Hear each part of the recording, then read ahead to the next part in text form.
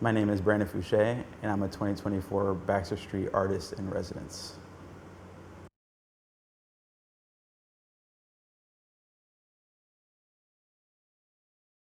The title of the show is Y'all Don't Want to Hear Me, You Just Want to Dance, which is a lyric from this Outkast song called Hey Ya. In a lot of ways, that song was my sort of like first cognitive memory of a song in general. There's this one VHS tape that my mom had made of me and my sister dancing to the song in our family living room. And so just this past like recent year, I decided to see if I can resurface it and re-look at that old memory. But after looking at the video actually shows that we're dancing to a different song. So I ended up finding out that this sort of oral history was a little bit different than the actual recorded history. So I was interested in the interplays of the falsifications of memory, and the work is really about investigating the family archive in a way that puts myself into projection as to how the fragmentations of family history meet and match each other. And I found that while going through older pictures in my family archive, I had questions about where pictures were, how they came to be, who was in these images, and all that sort of stuff. So knowing that there weren't that many answers for a lot of those things, I started to look inward and see how my own intentions with these images can incorporate and like bounce off of each other. So I found that counterplay of looking at these older images and then reflecting upon myself and doing this sort of back and forth play notion. Showing family photographs, I always had a sort of like ethical question as to what I wanted to show, especially as it comes down to showing my family in their own likeness. This sort of discussion with myself of figuring out what's the best way to make the work sort of universal while also protecting identities or only showing the things that I want to show, as a lot of this work is personal. So I found that obscuring faces and deeper crops of the original picture and things like that, I think helped with protecting identities while also making the work a little bit more universal to the viewers to insert themselves in the work too.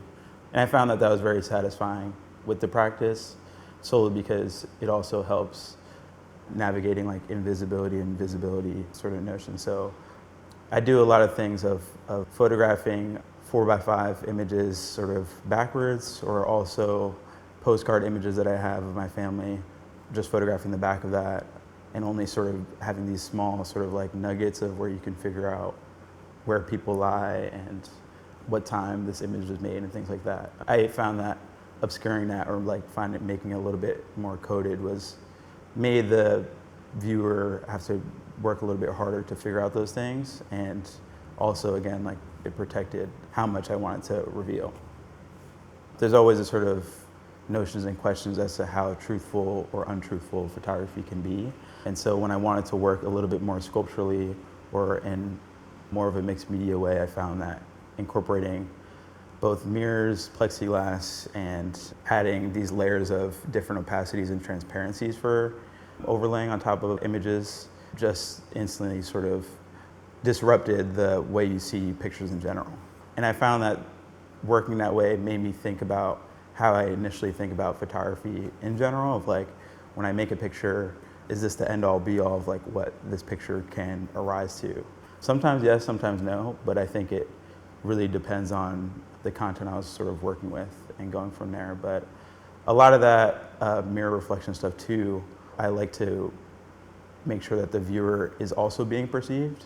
In some ways, I liked the mirror to be a little bit playful, so when you're like viewing the work, you're seeing the images that are there and then also yourself, so you're quite literally like relating directly to the work.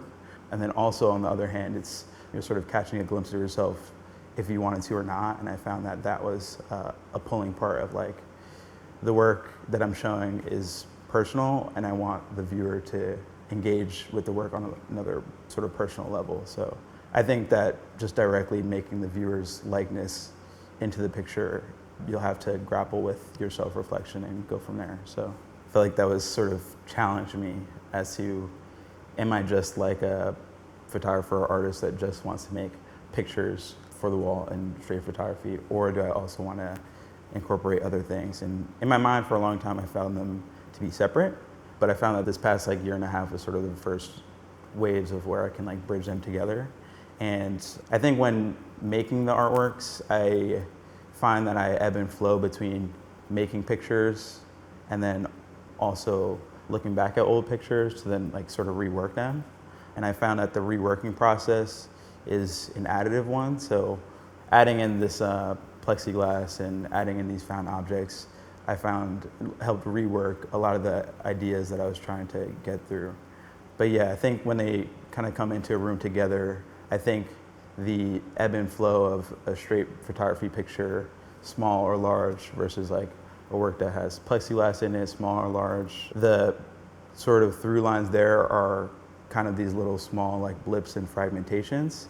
And I wanted the viewers to think about each work sort of like ebb and flowing, like kind of in small little vignettes of storytelling. And in a lot of ways I found that that was even sort of the process of what the whole show is really about. It's kind of about sitting with and understanding that like family histories are fragmented and it's okay for them to be fragmented. So a lot of ways I thought about trying to pay homage, or I guess even sort of celebrate the non-bridging of images together.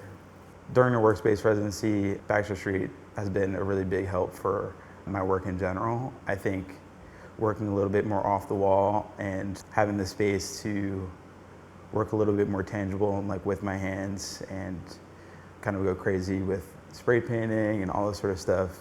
And so I found that having the space and also having the time to really commit myself to working on this sort of project and really dedicate a lot of my time spent here and then also spent with my family working on this project really sort of made me think a lot of outside of like what I can do with my normal day-to-day artistic practice. I think the advice I would give is to understand that art is a practice and it can be a long journey if you want it to be, but I know that there's always a place for your artwork to sit. Knowing that by taking the active steps to make the artwork was already enough. It's very satisfying to have all the artworks up in the space, but I think the most satisfying part for me was to know that I did what I was intending to do.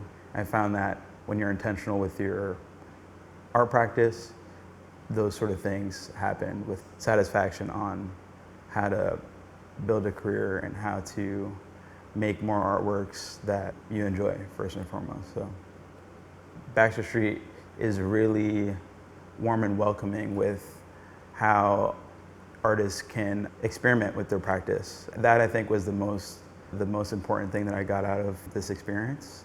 And the resources that they have allows one to experiment a lot, whether that's through funding, whether that's through working in the space, whether that's talking with the folks here at Baxter Street and getting their advice, whether that's them also putting you connections with other artists, other people to like help fabricate your work. I found that going through this experience, the best thing was understanding that you have really a lot of room to like play.